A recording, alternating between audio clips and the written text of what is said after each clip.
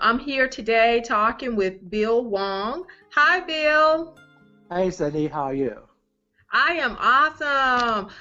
Once again, I just want to thank you so much for joining me on today. If you could you just take a little time and tell us a little bit about yourself? Sure, no problem. So my name is Bill Wong. I'm an occupational therapist licensed in California. I got my master's degree in occupational therapy at University of Southern California in 2011, and I got my clinical doctorate at University of Southern California in 2013. Um, Awesome, Bill. You're pretty impressive. Thank you. Yeah. Yeah. Well, as you know, all around our great nation, people have been lighting it up blue for Autism Awareness Month. And in honor of that month, could you kind of explain to us what autism is? Well, autism is one form of the neurological, the, like see, it's a form of developmental disability. It's basically is like a social communication disability, and sometimes it also have to do with sensory as well. I know under the DSM-5, it's really changed a lot because in the old days, it's like under the DSM-4, you have autism spectrum disorder, and then you have Rett syndrome, you have Asperger's syndrome, and then there are two other syndromes. Now everything is lumped into like one umbrella, a big umbrella called the autism spectrum disorder. Hmm. I think now they just lump it with severity of the symptoms, so that they group it into two types, so to speak. Oh, okay then. So, let me ask you this. Now, do you fall on the spectrum? And if you do, like, where would you fall? And I guess you could tie into a lot of people don't know like the difference between autism and Asperger's as well.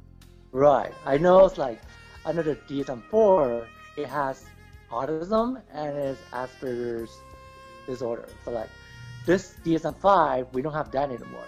So it's like if I were to, and of course, I put on my Twitter profile and I'm very open on my social media that I am on the spectrum. Mm-hmm. So the fact that I'm an OT, I can do my job pretty well. My symptoms should be very mild, so to speak. Okay, okay. Now, and that ties into another question that I wanted to ask you as far as being artist or being on the spectrum and then also being an OT. That's a pretty rare combination. So could you explain to us why that makes you a pretty hot commodity these days? Well, I won't say it's hot commodity, but I'm thinking it's like I just played it really well. I guess for me, it's like because I guess I'm the first person who's like really open about my diagnosis. I mean, like I'm sure that others have before, but like others they have portrayed it in a very negative light, and now I'm more portrayed it in a positive light, so to speak. And the fact that I've worked on my weaknesses very hard, so therefore it's like, and my neurotypical peers they have seen that as like, oh wow, I couldn't tell that you're on the spectrum. And then you think it's like, and the fact that I have lofty career goals in terms of my career when before my career is over, I think that was also very inspiring for like my peers to hear, whether they have disabilities or not. Right. Well, I definitely can connect with you there, Bill, because I'm also dyslexic, and for a long time I lived in shame, and I was really embarrassed, and the stigma was just really great for me, and so I didn't share that information a lot. But within the last couple of years, I've been more intentional about standing up and saying, hey, this is what I have, and it impacts my life, but it doesn't prevent me from achieving the goals that I set for myself. And so I really commend you for stepping forward, because we really need to take this shame out of these labels, because there's so many kids who live in shame, and they never grow up to be all that they could be just because they are really embarrassed about it. So my hat is off to you. I say continue to spread your message and continue to be a shining light for other students who share your particular circumstance. I have Right. another question for you. I want you to kind of remember, I guess, back when you were first diagnosed. Do you remember when you were first diagnosed? And what were some of the challenges that you remember having as a student? And do you still have some of those same challenges as a professional today? Okay, good question. Actually, the diagnosis was not so long ago. I was diagnosed at about 25 and a half, which at that time was in between my first and second year of OT school. I remember when I first learned about my diagnosis, I just had a few days to cope before I began my second year of OT school. So that was really tough. I would say what led me to the diagnosis was that although I did fairly okay with my academic coursework, whether it's from my elementary school days, high school, college, or even in grad school, but like when I got into the clinical internships in OT school, that's when I really struggled because the comments I received was like, "Oh, Bill, you are very bad at eye contact," or "Bill, you are like you don't read social cues very well." And then it's like when I really thought about testing, let's see, there was another aspect is like, oh, I actually didn't really do the documentations because like I know aside from providing treatments, like doing documentations and then like because I'm an OT, so I also gotta learn how to do the assessments in the practice settings. So that was also a struggle to me.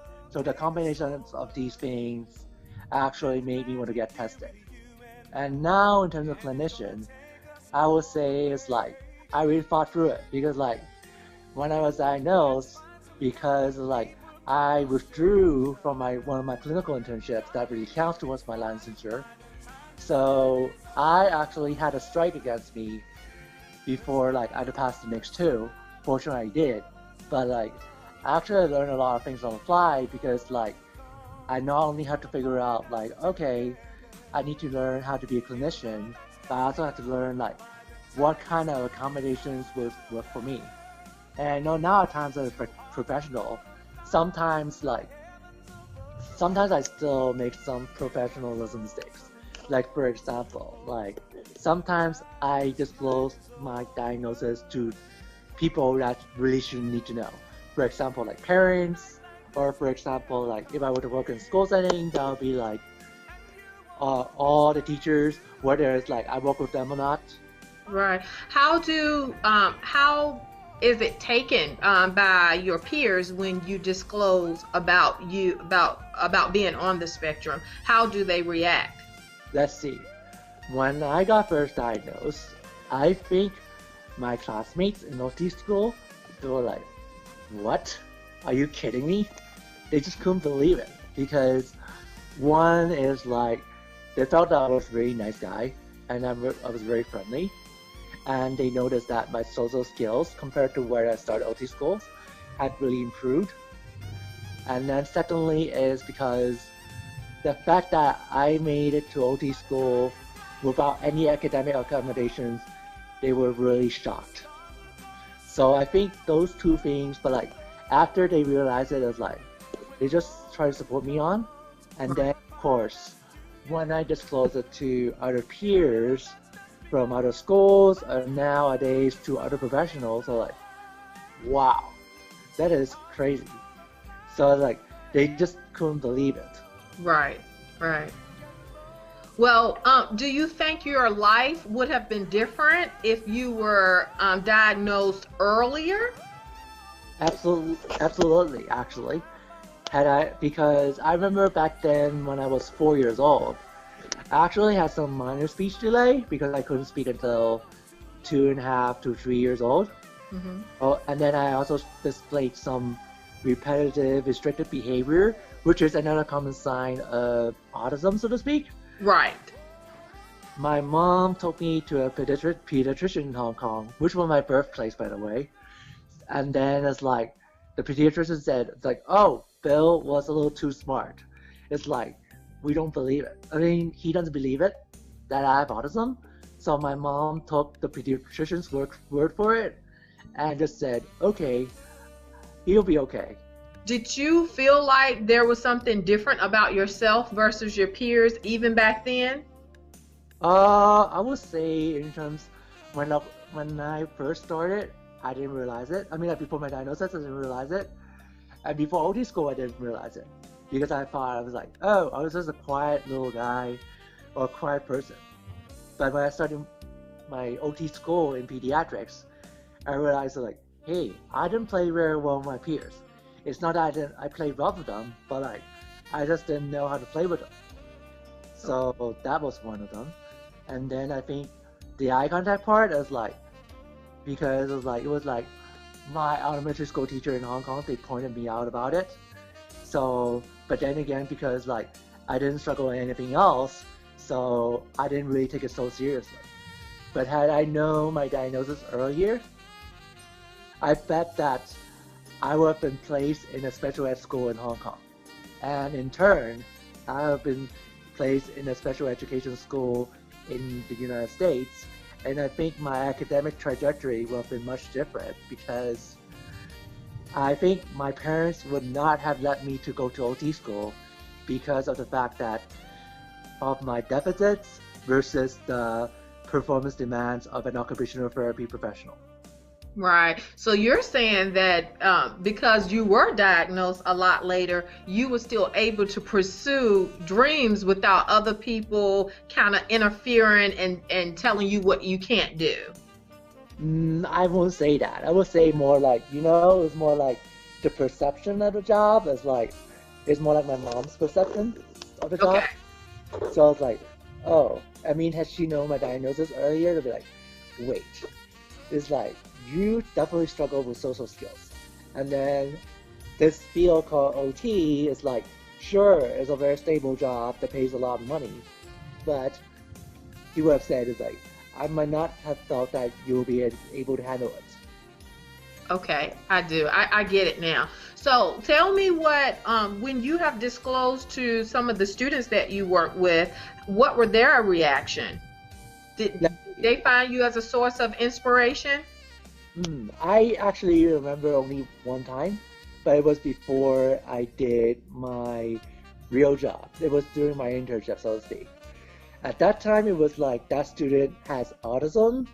He also has like some emotional disorder. And then before the session, he kept on complaining. He kept on saying like some negative stereotypes about autism. And then I felt that the timing was right because I knew that my clinical instructor would not grade me down too much if I did this. And I also knew it was actually my second to last day of that internship. So I then spoke in such a way to that kid and said, Mr. Bell has a secret for you. And then the kid asked, what?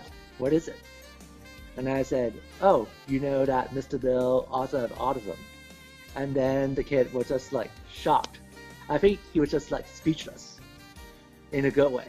Because Right. And once again, that's because I think students need to see more people who are doing great that share the labels that they have and that have gone through the struggles that they have gone through. So once again, my hat is just really off to you for just standing up and just being an example or being a role model and not being ashamed because look at you're very successful. It would be easy for you to live your life and not acknowledge that autism is a part of that.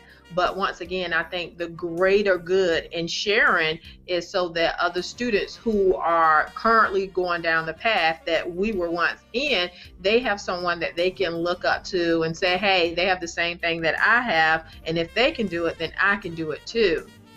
Right. Exactly. So go ahead. I'm sorry. Yeah.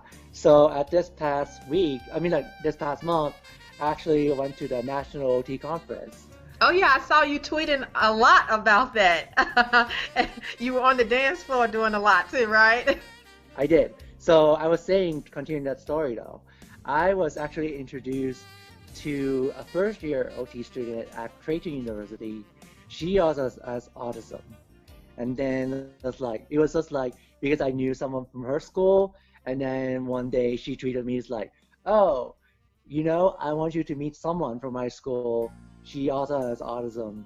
It's like, maybe like you guys can chat during the conference and stuff. So we did. And I think it's like the fact that she realized that I was there and the fact that I had my license already, I think that really inspired her to say, hey, I can do this. Yes, I love it. And that's what it's all about. Like I said earlier, this month is Autism Awareness Month.